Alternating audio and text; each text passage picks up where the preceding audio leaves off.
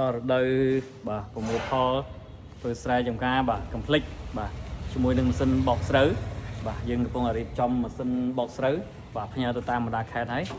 អញ្ចឹងសម្រាប់បងប្អូនដែលមានតម្រូវការតាក់ទងទៅនឹងម៉ាស៊ីនបោកស្រូវបាទបងប្អូនអាចទំនាក់ទំនងបានណាហើយយើងមានសេវាកម្មផ្ញើជូនបងប្អូន25ខេត្តក្រុងណា25ខេត្តក្រុងអញ្ចឹងសម្រាប់បងប្អូននៅខេត្តឆ្ងាយៗបាទបងប្អូនអាចជាប់ Telegram ខ្ញុំទៅបាទខ្ញុំដាក់ link នៅក្នុងវីដេអូហ្នឹងឬតាក់ទងតាមលេខទៅ012 Telegram 012 63 2345បាទបើសិនជាបងប្អូនចង់ខលអាហ្នឹងប្រព័ន្ធ Sack Card ណាបើសិនជាប្រព័ន្ធ Smart បាទ016បាទ63 2345បាទមិត្តហ្វូនបាទ066 63 2345ដូចគ្នាបងប្អូនអាចខលមកទៅយើងផ្ញើបងប្អូន25ខេត្តក្រុងបើសិនជាបងប្អូនដែលយើងមានជំរើស2សម្រាប់បងប្អូនណាបងប្អូនពេលលុយមកអាហ្នឹងគឺខ្ញុំជួយចេញសេវាបងប្អូនអវ៉ាន់ដៃចាំយកលុយអាហ្នឹងបងប្អូនចេញសេវាខ្លួនឯងគាត់ថាបងប្អូនអត់ទៅទុកចិត្តទេ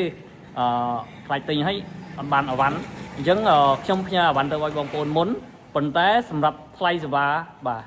ដឹកជញ្ជូនគឺបងប្អូនចេញខ្លួនឯងណាអវ៉ាន់ទៅដល់ដៃបងប្អូនបងលុយឲ្យគេនៅនឹងឲ្យយកអវ៉ាន់ទៅណាអរគុណសម្រាប់បងប្អូនដែលទុកចិត្តណាអរគុណសម្រាប់បងប្អូនដែលគ្រប់គ្រងហើយយើងមានម៉ាស៊ីនជាច្រើនទៀតនៅក្នុងឃ្លាំងហើយយើង